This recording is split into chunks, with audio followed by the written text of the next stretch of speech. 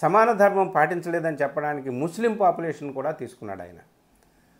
17% ఓవరాల్గా కొంచెం అటు ఇటుగా ఉంది బీహార్లో ముస్లింల పాపులేషన్. ఫస్ట్ డ్రాఫ్ట్లో డిలీట్ చేసినటువంటి వాళ్ళల్లో 25% ముస్లింలు ఉన్నారు. అది ఎలా ఉన్నారు అంటే వాళ్ళు ఉండాల్సినటువంటి పాపులేషన్ రేషియోలో కనీసం ఉండాలి. అంతమంది అంటే ఎక్కువ మందిని ముస్లింని డిలీట్ చేశారు అనేటటువంటిది. అయ్యే ఎందుకు కాకూడదు, ముస్లింలు ఎంతమంది గుస్పైటియా వచ్చి ఉండరు కదా, చొరబాటుదారులు వచ్చారని కదా అసలు గొడవ. సరే, చొరబాటుదారుల దగ్గరికి యోగేంద్ర యాదవ్ ఏం చెప్పాడు నేను చెప్తా. ఎంతమంది చొరబాటుదారులు వచ్చారని కొండను తవ్వి మరి ఈ మహానుభావులు ఏం పట్టుకున్నారనే విషయం దగ్గర కూడా మనం వద్దాం. సో 17%గా ఉన్న ముస్లింలు ఫస్ట్ డ్రాఫ్ట్లోకి వచ్చేటప్పటికి 25% డిలీట్ అయిన వాళ్ళలో ఉంటే ఫైనల్ లిస్ట్లో 33% డిలీట్ అయిన వాళ్ళలో 3.66 ఓవరాల్గా డిలీట్ అయినటువంటి వాళ్ళు ఉన్నారుగా ఫైనల్ లిస్ట్లో.